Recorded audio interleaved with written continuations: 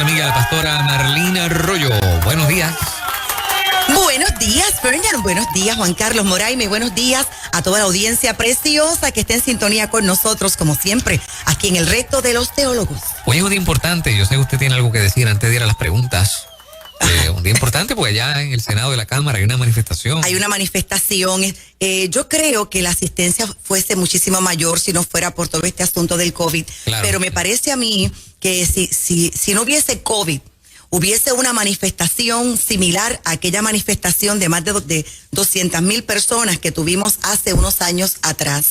El proyecto 184 y el proyecto 185 son proyectos que deben ser discutidos por los pastores en los altares para concientizar a nuestra gente, a nuestra iglesia, a nuestra sociedad, porque siempre hay gente que no es parte de la iglesia que nos está escuchando. Así que si usted tiene la oportunidad, hoy hay una gran manifestación en el ala norte del Capitolio de Puerto Rico a favor de nuestros niños. Eso es así. Bueno, entonces vamos al reto de los teólogos, pastora. ¿Te dirá? ¿Quién? A ver. Con Moraima vamos a comenzar. Conmigo. Yo leí las preguntas y dije, vamos a conectarlas aquí en una secuencia, porque yo sé que ustedes bajo ningún concepto se ponen de acuerdo. No, sin embargo, para nada. el Espíritu Santo sí, y como que tienen cierta secuencia. ¿De verdad? Así que vamos a comenzar contigo hoy, Moraima. Excelente, Marlene. ¿Es correcto uno orar poniendo señales? Por ejemplo, Sí. que yo diga, si esto es de Dios, que mañana Marlene me llame. Si esto es de Dios, que aparezca tal persona y me diga esto. ¿Es correcto orar así, número uno? Número dos, sí, es correcto. ¿Tiene base bíblica? Esa es la pregunta, porque sé de mucha gente que ora poniendo señales. Yo también, muchísima gente. Ajá. Le puse 3 señales al Señor. Ajá. Le puse 5 señales al Dios Todopoderoso. Y uno se pregunta, ¿dónde lo aprendieron? ¿De dónde sale esta práctica? Y podemos encontrar alguna referencia bíblica. El peligro de estar colocando señales de esta manera es que a veces las señales ocurren, pero es simplemente por casualidad, porque son señales tan y tan obvias. Y debo comenzar entonces respondiendo que la señal que nunca te va a fallar, la señal veraz es la palabra del Señor. Pero ¿de dónde viene esto de estar pidiéndole a Dios señales? Bueno, vamos a ir a una parte de la Biblia, aparece en Jueces capítulo 6, y es la historia de un líder de Israel llamado Gedeón. Dice la palabra del Señor que cuando el Padre Eterno le pide a Gedeón que se convierta en líder para Israel, porque él es un hombre fuerte y valiente, cuando se veía a sí mismo como un hombre débil y el más pequeño de su familia, y la orden era que tenía que reunir a las tropas de Israel para atacar a los invasores madianitas que le estaban haciendo mucho daño. Ahora, luego de que se le aparece el mismo ángel del Señor, luego que él escucha de primera mano, no a través de un profeta, la voz del ángel del Señor. Luego de que Gedeón le dice al Señor, espérate un momento, que voy a buscar una ofrenda. Le trae la ofrenda. Luego de una señal tan impresionante como que de la roca donde está posicionada la ofrenda, sale fuego que consume la ofrenda. Luego de todo esto, ¿qué más señal quería Gedeón? Todavía Gedeón se atreve decirle al Dios del cielo, dame una señal. Mira, Señor, yo voy a colocar un vellón, pero un vellón no es lo que para nosotros es un vellón, sino era como un pedazo de lana. Y yo voy a colocar este pedazo de lana y yo te voy a pedir una señal, que si al amanecer este vellón está mojado y lo demás está seco, yo entenderé que realmente tú me hablaste, que realmente estas son las instrucciones y yo voy a obedecer a esas instrucciones. Y el Señor, en su paciencia, porque Dios es paciente, clemente y misericordioso con nosotros, se lo concedió.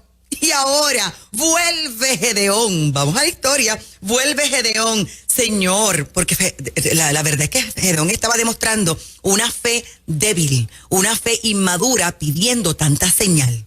Señor, perdóname, ¿verdad? No quiero provocarte a ira, es decir, no quiero acabar con tu paciencia, pero esto aparece en Jueces. ¿Qué clase de paciencia? Hay gente que es así, Juan Carlos.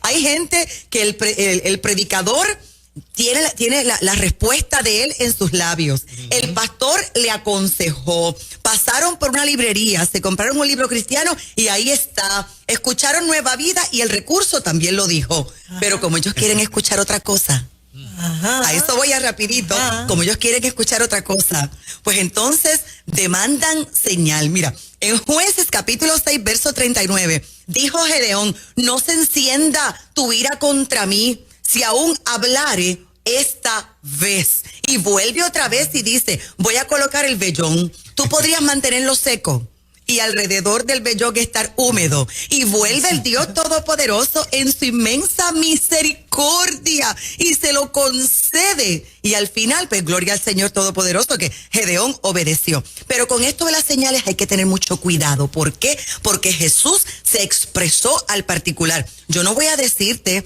que pedir señal es pecado. No, pero ten mucho cuidado con esto. Repito, la señal veraz es la Sagrada Escritura. Cuando tú lees Mateo capítulo 12, verso 39, lo lees de asignación, y lees Mateo 16, versos 1 al 4, Jesús dijo en 2 ocasiones lo siguiente: la generación mala y adúltera demanda señal. ¿Cuál es el punto de Jesús? El punto de Jesús es: ¿acaso yo no soy suficiente señal? ¿Acaso mis palabras, todo lo que ha ocurrido, no es suficiente señal? ¿Acaso los milagros, las sanidades, las maravillas, los prodigios, no es suficiente señal para que ustedes crean? Y obviamente, claramente lo era, pero ellos seguían dudando. Había una incredulidad en ellos. Jesús como que no era lo que ellos estaban esperando y siguen demandando señal. Así que rápidamente, ¿qué es lo que nosotros estamos aprendiendo aquí? Número 1, la fe tiene que madurar.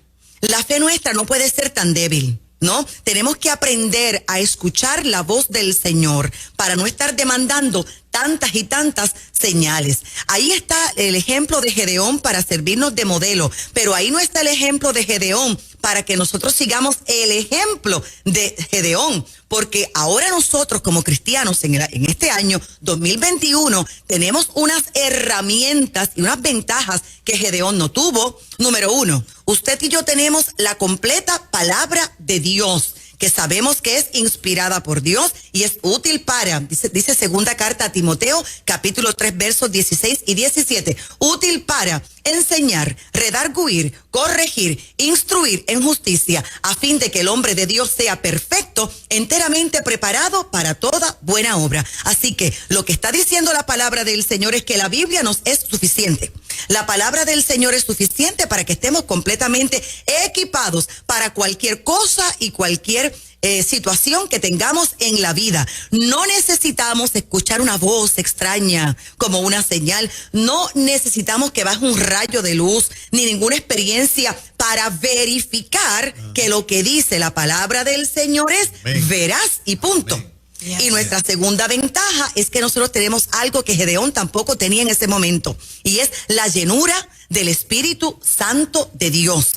Y el Espíritu Santo de Dios, cuando estamos poseídos por Él, siempre nos va a orientar, siempre nos va a guiar, nos va a dirigir, nos va a alentar. Por lo tanto, el estar buscando señales todo el tiempo puede convertirse en algo religioso, puede convertirse en algo también peligroso. Dice Colosenses 3:16 y termino: la palabra de Cristo more en abundancia en vosotros. Dice Primera de Tesalonicenses 5:16 al 18, estad siempre gozosos, orad sin cesar, dad gracias en todo, porque esta es la voluntad de Dios para con vosotros en Cristo Jesús. Un poquito de Biblia, Colosenses 3:17, y todo lo que hagas, sea de palabra o de hecho, hazlo todo en el nombre del Señor Jesús, dando gracias a Dios Padre por medio de Él. Si estas cosas que acabo de hablar, que están en la Biblia, caracterizan nuestras vidas, entonces no necesitamos señal. Me encanta esa contestación. La palabra de Dios es más que suficiente. Más que suficiente. Lo que pasa es que bajito, acá Juan Carlos Moraimi Fernández. Sí. Lo que pasa es que a veces Dios habla, pero la gente, eso no es lo que quiere escuchar. La gente quiere otra cosa y dame otra confirmación y dame otra confirmación y dame otra señal. A veces no nos gusta lo que la Biblia dice del ítem que le hemos traído a Dios, de la situación. Exactamente, mira. Buscamos el subterfugio de la señal muchas veces. Exactamente. Sí. Los que creemos en lo profético, ¿verdad? En los presbiterios proféticos, yo he visto presbiterios proféticos donde hay diferentes profetas y la gente viene hasta en fila buscando una palabra. Y yo he visto gente cambiando de fila. De repente ese profeta le dice algo, ay, déjame ver qué me dice aquel. Déjame ver. Y déjame cambiarme para la otra fila. Peligro. Eso es una locura. Sí. Yo le llamo espiritismo cristiano. Sí, mira. Y Dios en sí es una señal. Claro, Él en sí la es una palabra señal. de Dios es Así la mismo. señal. Mire, rápido, que sé que el tiempo avanza. Señor, dame una señal para ver si ese es el hombre que tú tienes para mi vida. Yo te la doy ahora mismo. Vamos a la Biblia. ¿Es yugo igual o es un yugo desigual? Empecemos por ahí. Y yo te digo si es o no es de Dios. Excelente, poderoso. ¿Quién continúa, pastora? Vamos contigo, Juan Carlos. Vamos conmigo. Vamos contigo. Deja ver qué fue A lo que te ver, a apunté ver. ayer. Sí. Ok.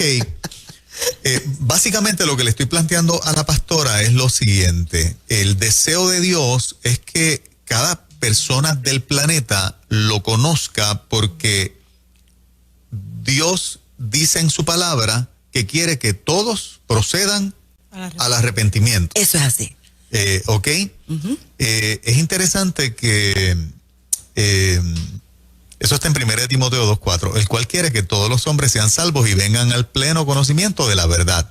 Romanos 10:14 dice, en línea con ese propósito de Dios, entonces nos manda a los que ya lo conocemos a predicarlo. ¿Cómo pues invocarán a aquel en quien no han creído y cómo creerán en aquel de quien no han oído?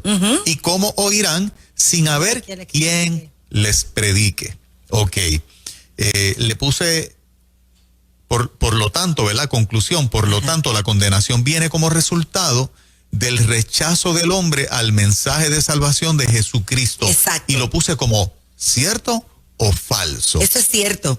Y que eso mismo es la blasfemia contra el Espíritu Santo de Dios. Vamos a explicarlo rapidito. Romanos capítulo 12, versículo 3 dice, digo pues, por la gracia que me es dada a cada cual que está entre vosotros, ahí es donde el apóstol lo dice, que no tenga más alto concepto de sí que el que debe tener, sino que piense de sí con cordura, conforme a la medida de fe que Dios repartió a cada uno. Yo lo quiero repetir, una medida de fe que Dios le repartió a cada uno. Padre de la gloria, esto quiere decir, Juan Carlos, que todos nosotros tenemos la capacidad de creer en algo. Todos tenemos una medida de fe que Dios nos dio. De hecho, lo voy a hacer reír.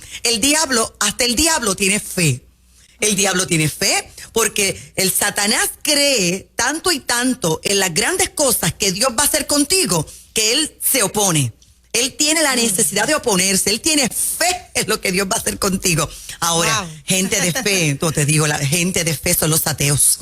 Los ateos, Moraima, tienen una fe impresionante porque hay que tener unos niveles de fe altísimos para creer que el universo fue creado por nadie. Y fue creado por la nada. Hay que tener una fe impresionante para esto. Pero ahora en serio.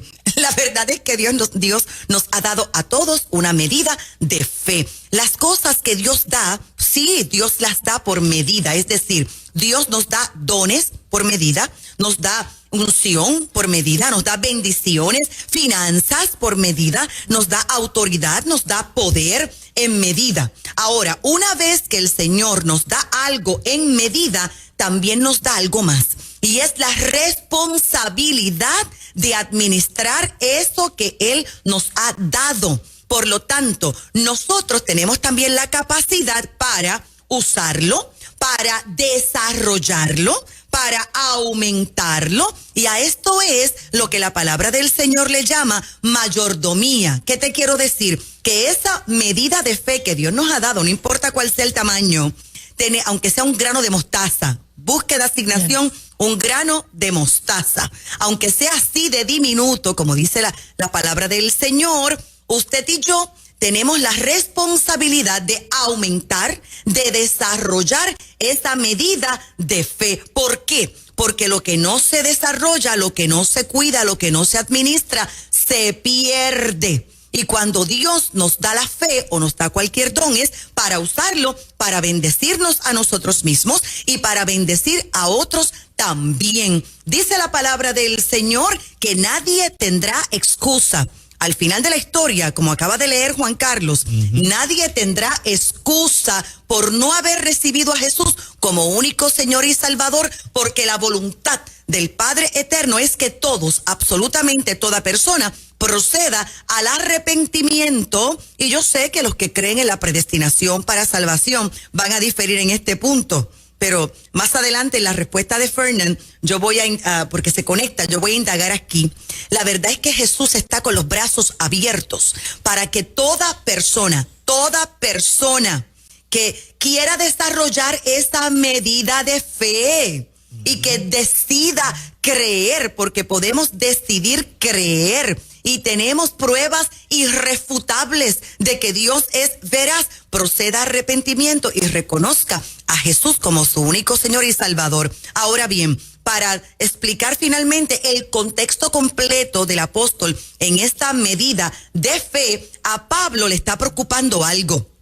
A Pablo le preocupa que la gente piense más alto de sí de lo que debe pensar. Y su solución para esta jactancia o esta altivez de la gente que piensa más de lo que debe pensar de sí mismo es lo siguiente: que no solamente los dones espirituales vienen por gracia, es obra gratuita del Dios Todopoderoso, sino que la fe para recibir ese don también es un don y también es gratuito. Y esto quiere decir es que toda posibilidad de jactancia tiene que ser desechada, porque ¿cómo podemos jactarnos si aún el requisito para recibir un don también es un regalo del Dios Todopoderoso? Todo es por la gracia del Señor. Y el apóstol Pablo está diciendo aquí que la humildad entonces es sumamente importante ante los ojos del Dios del cielo. Y el propósito de Dios se menciona en Efesios capítulo 2 versos 8 y 9, donde Pablo dice que la fe salvadora que estamos hablando aquí también es un don. Lo voy a leer. Porque por gracia habéis sido salvados por medio de la fe. Y esto no de vosotros, sino que es don de Dios, no por obras, para que nadie se gloríe. Por lo tanto, termino. La fe es un don de Dios para que nadie se gloríe. Como dice Romanos 12:3, para que no pensemos más alto de nosotros que lo que tenemos que pensar. El último baluarte de la jactancia es pensar que somos nosotros los originadores de la fe. Bendito el Señor.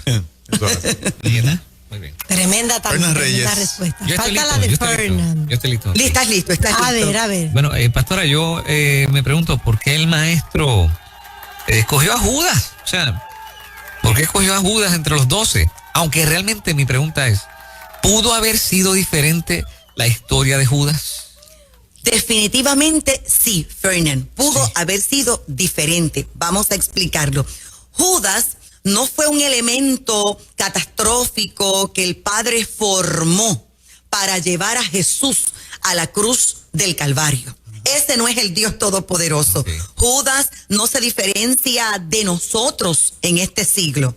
No, es que Jesús iba a ir a la cruz del Calvario con Judas o sin Judas. Mírelo, voy a darle un poco de jocosidad a este evento, que de hecho la semana próxima, la Semana Santa, también conocida como la Semana Mayor, para los que conocen un poquito de los judíos, vamos a celebrar 3 fiestas judías, que es la fiesta de la Pascua, el Cordero sacrificado, la fiesta de los panes sin levadura, el descenso de Jesús a los infiernos, y la fiesta de las primicias, que es la resurrección. Cierro paréntesis y continúo. Ahora, Jesús iba a la cruz del Calvario con o sin Judas. Mira, si nadie lo hubiese traicionado, si nadie se hubiese levantado en contra de él, él mismo envía a los ángeles para que lo crucifiquen en la cruz del Calvario, porque es que esto, la crucifixión de Jesús, la entrega del verbo por amor a nosotros, viene desde Génesis. Desde Génesis capítulo 3, esto viene, que de la simiente de la mujer, etcétera. Los profetas lo hablaron, Isaías lo habló. La historia de Judas pudo haber sido diferente y vamos a probarlo con Lucas capítulo 22, verso 15 en adelante. Cuando Jesús dijo en la celebración de la Pascua, cuánto he deseado celebrar con ustedes esta Pascua antes que padezca, y usted puede continuar leyéndolo, de asignación, ocurrió algo. La Pascua judía no es como lo hacen la mayoría de los pastores y la Iglesia Católica con una copa y un pedacito de pan. No, la Pascua judía es con 5 copas, y esto es importante, las 5 copas, cada copa tiene nombre. La primera copa es salvación, la segunda copa es libertad, la tercera copa es redención, la cuarta copa es prosperidad y la quinta copa, que los judíos no se la toman, se llama la copa de Elías. ¿De dónde viene todo esto? Esto viene de Éxodo capítulo 6, cuando el pueblo de Dios es sacado de Egipto en pos de la tierra prometida, donde se levanta la primera copa, la copa de la salvación, y se dice: gracias, Señor, porque nos salvaste de Egipto. Se levanta la copa de la libertad: gracias, Señor, porque nos libertaste de la esclavitud de Egipto. Gracias, Señor, número 3, porque nos redimiste, dice Éxodo capítulo 6,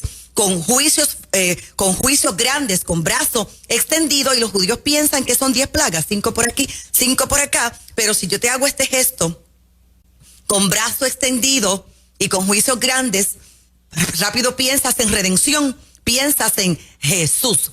Cuarto, la entrada a la tierra prometida, y sin la quinta copa, la manifestación del Mesías. Jesús en Lucas 22:15 la celebró así. Por eso es que léalo cuidadosamente, porque dice que tomando la primera copa, ¿no? Bendijo la copa y la repartió entre los discípulos, y es la copa de la salvación. ¿Y sabe usted quién tomó salvación? Judas Iscariote. Ahora Jesús partió el pan. Para los judíos son 3 panes, 3, uno sobre el otro: Abraham, Isaac y Jacob. Y los judíos toman el del centro, Isaac, y lo parten por la mitad. Y obviamente hacen memoria del monte Moriah, cuando Isaac iba a ser partido. ¿Sabe lo que dijo Jesús? Este es mi cuerpo. Cuando todos creían que era Isaac por costumbre, ¿no? Por la tradición de la fiesta de la Pascua, Jesús lo que está diciendo es lo siguiente: este no es Isaac. Isaac no murió en el monte Moriah. Este soy yo. Mi cuerpo será partido, como Jesús queriendo decir: recuerden que cuando Abraham iba a degollar a Isaac, yo, el verbo, el ángel de Jehová, grité desde el cielo: Abraham, no lo hagas, no extiendas tu brazo sobre el muchacho, sé que tienes temor de Dios. Inmediatamente Judas Iscariote reacciona: ¿Cómo es que tú vas a ser el Isaac, que tú vas a morir? ¿Cómo es esto? Y Judas Iscariote no lo acepta en su mente y en su corazón, porque sí, Judas Iscariote quería que Jesús fuese el rey, pero es que él se veía como algún secretario de Estado. Y tenemos que entender que nuestro Dios es un Dios que cumple sueños, pero también destruye sueños cuando no están perfectamente acomodados a su voluntad.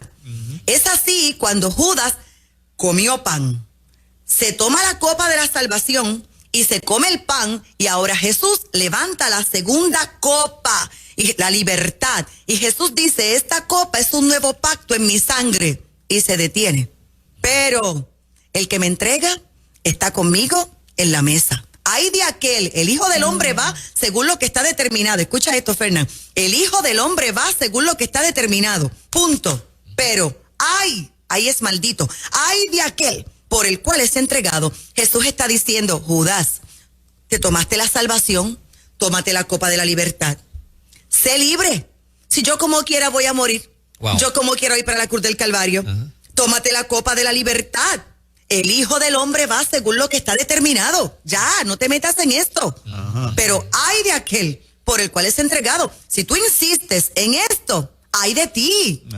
¿Y sabes lo que hizo Judas Iscariote? Se puso de pies y se fue a traicionarlo, a venderlo, pensando que iba a tener éxito con su gestión. Ahora, se tomó la salvación, pero no se tomó la libertad. Y este es un grave problema. Estas 5 copas que Jesús trae en Lucas 22:15 en adelante son 5 columnas de una sana doctrina. Tienes que ser salvo, pero después, apártese de iniquidad todo aquel que invoque el nombre del Señor. Tienes que ser libre. Tienes que abrazar el plan de redención. Tener la fe y confiar en que tienes un Dios que te bendice, que te prospera, que nada te faltará. Y número 5, lo voy a decir en voz alta, esperando el regreso del Mesías, porque Cristo vuelve por su iglesia. Ahí están las 5 copas, las 5 columnas. Ahora, para terminar, mi respuesta, Fernán. ¿Qué historia? Vamos a cambiar el final de Judas. ¿Qué historia hubiera sido distinta? Bueno, un Judas arrepentido. Aunque mira, aunque no se hubiera tomado en ese momento la copa de la libertad, pero un Judas arrepentido. Judas estaba dolido, por eso se ahorcó. Judas estaba remordido, pero arrepentido jamás. Porque arrepentido es cambio de mentalidad. Hay gente por ahí llorando y remordida, pero si no hay cambio de vida, no hay arrepentimiento. Y simplemente allí va Jesús. Voy a cambiar la historia.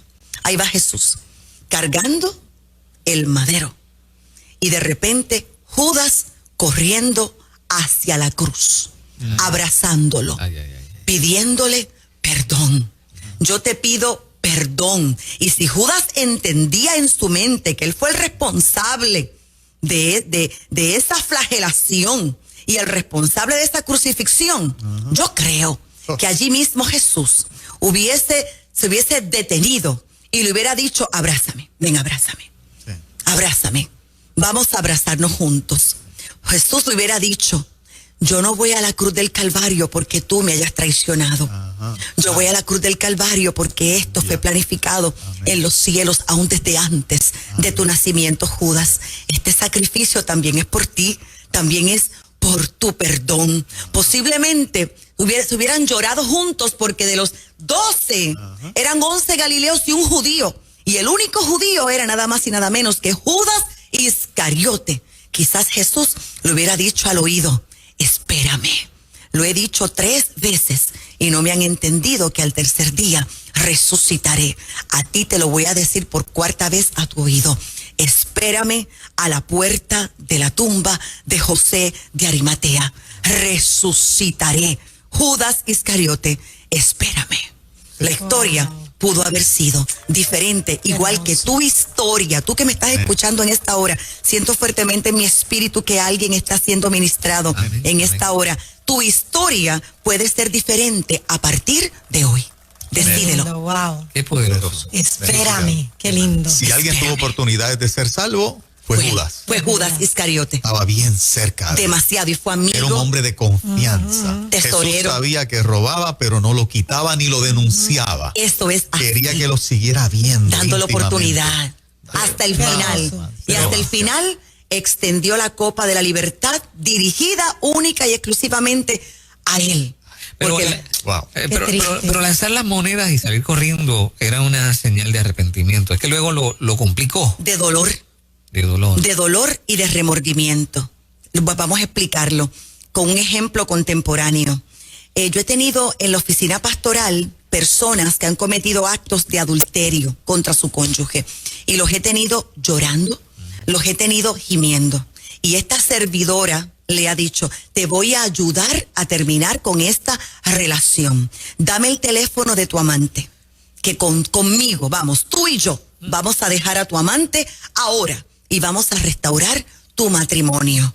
Y me han dicho que no lo van a hacer. Y siguen llorando por remordimiento, porque le duele, porque saben que están mal. Pero esto no es arrepentimiento. Arrepentimiento puede llegar hasta sin lágrimas y decirme, está bien, pastora, ayúdeme, deme fuerzas, ayúdeme en el proceso. Marcamos el teléfono, que también me ha ocurrido, marcamos el teléfono y acabamos con esto y restauramos el matrimonio.